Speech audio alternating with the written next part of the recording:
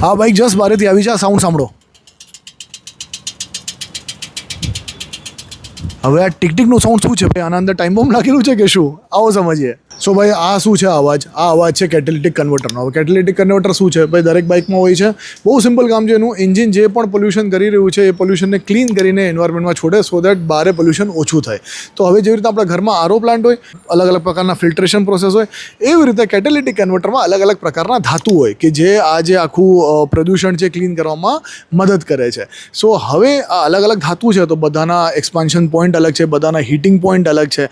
તો જ્યારે એ બધું અલગ અલગ છે તો જ્યારે બાઇક ચલાવો છો ગરમ હોય છે, પછી જ્યારે આવીને બાઇક ઊભી રહે કૂલડાઉન થતી હોય તો એ બધાના પછી જે કૂલડાઉન પોઈન્ટ હોય એ પણ અલગ અલગ હશે.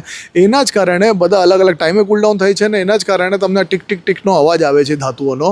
અને તમે ધ્યાનથી સાંભળશો ને તો લગભગ દરેક બાઇકમાં એ ટીક ટીકનો સાઉન્ડ પણ તમને અલગ સંભળાશે, બિકોઝ અલગ અલગ ધાતુ છે અને હવે અલગ અલગ ટેક પણ આવી ગઈ છે બાઇકમાં. એટલે અમુક બાઇકમાં તો હવે બહુ ઓછા સમય માટે અવાજ આવે છે, જૂની બાઇક્સમાં તો વધારે સમય માટે એ ટીક ટીકનો સાઉન્ડ તમને સંભળાતો હતો.